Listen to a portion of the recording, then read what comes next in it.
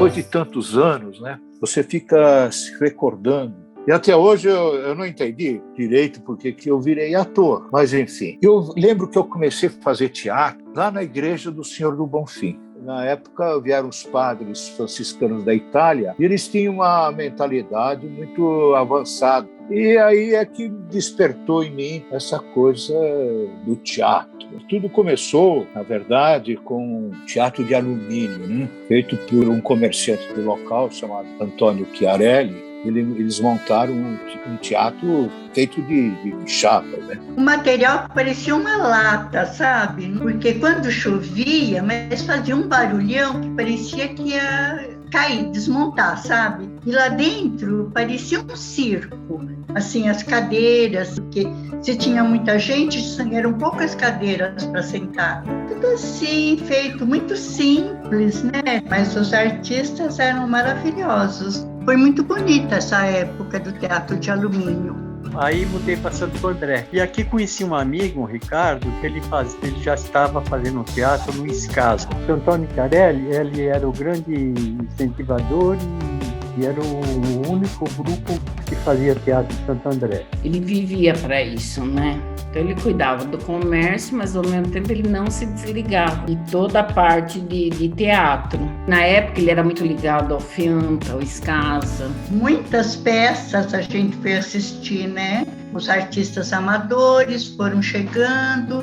A Sônia Guedes foi aluna dele, o Petrin também foi aluno. O Zé Armando, então toda essa turma, eles vinham fazer teatro com o seu Chiarelli, né? E o seu Chiarelli era um professor deles na época. O Teatro de Alumínio, como ficou conhecido, foi inaugurado a 21 de maio de 1962 pela Companhia de Bibi Ferreira com a peça Diabinho de Saias. A inauguração do Teatro de Alumínio pode ser considerado um marco divisório. Daí saíram pessoas que levariam a Escasa e o Teatro de Santo André para novos caminhos. Minha mãe já queria fazer teatro quando ela era garota, ela era apaixonada pelo cinema. Ela ia 2 vezes por semana ao cinema em Paranapiacaba. Então ela sabia muito cedo que ela queria fazer teatro. Que era a veterana do grupo, porque ela já tinha começado fazendo teatro amador lá com o Chiarelli. Ela que foi a primeira a ir para a Escola de Arte Dramática, né?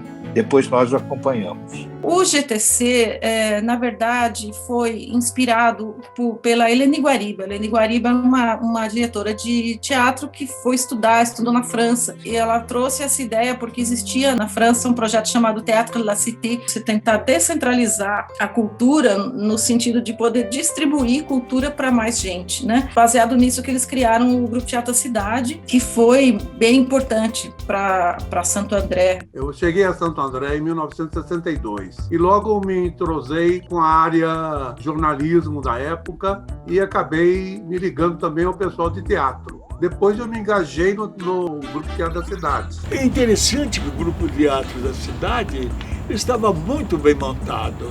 E eles já vinham de diversos sucessos antes da fundação do Teatro Municipal. Entre esses sucessos, eu gostaria de citar Jorge Dandan, de Molière. E aí montou-se um espetáculo que foi o último espetáculo feito no Teatro de Alumínio. Em 1968, foi derrubado o Teatro de Alumínio, que era o único teatro que existia na cidade. Então, a cidade ficou praticamente sem uma casa de espetáculo. E aí o prefeito da época, por sugestão do secretário de Cultura, eles construíram o Paço Municipal, né? Naquela época da construção, os andrenses gostavam de dizer que era uma mini Brasília em construção em Santo André. Aconteceu que o teatro tinha uma série de problemas técnicos que acabaram delongando a inauguração. Estava tudo emperrado. Nessa época, o Acilino era vereador. Então ele ajudou no destravamento dos documentos da prefeitura. E o Nilton Brandão entregou a um vereador da época, que era o Acilino Belizomi, a incumbência de tomar todas as providências que fossem necessárias para a inauguração do teatro. Então foi realmente um evento importante para a cidade. E também era a ideia, nessa época, produzir espetáculos de Santo André inéditos.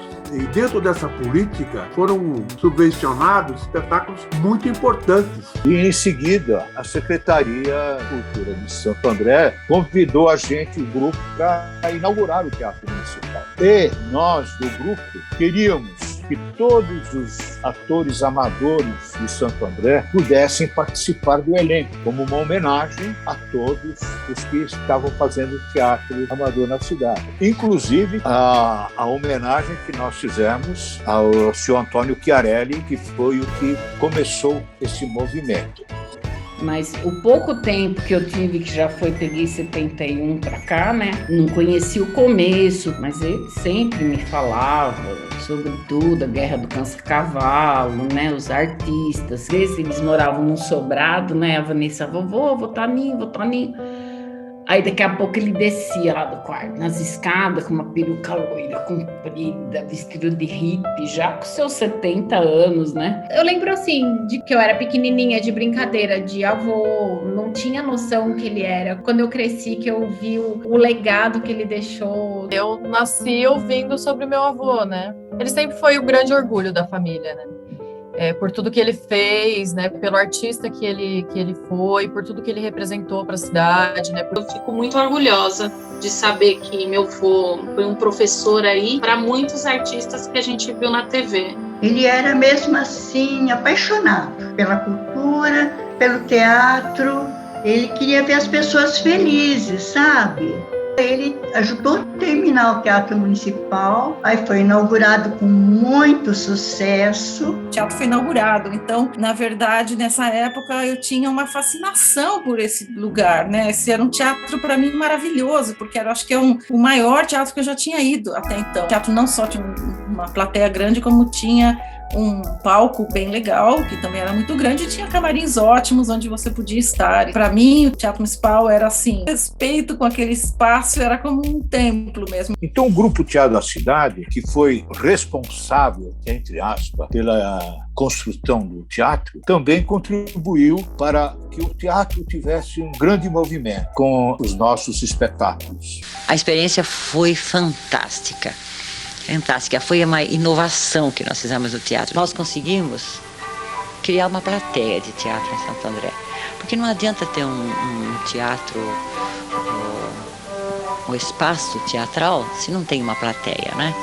Se você está numa escola pública e você uma vez por ano vai ao teatro, por 10 anos seguidos, você acaba criando um hábito. Então, na verdade, o que eles fizeram desses 10 anos foi criar público. E esse grupo, claro, acabou se extinguindo porque as pessoas que fazem parte de um grupo de teatro vão tendo seus interesses pessoais. Só os mais teimosos, como eu, nem tanto pelo talento, mas por teimosia, continuei na profissão. Eu, Sônia Guedes, ela foi uma batalhadora incansável, de um talento impressionante, era uma cantora fantástica, ela era a nossa guia.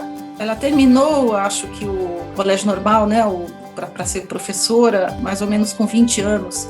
Ela trabalhou 28 anos como professora, ela passou 28 anos dormindo pouco para poder financiar a sua vida, né? E impressionante, né, o caminho que ela fez, né? E é uma pessoa tenaz mesmo, uma pessoa com força de vontade, senão você não consegue fazer, você tem que ter muito foco. Eu sei que eu herdei dela muita coisa da perseverança, cabeça dura de decidir coisas, vou fazer.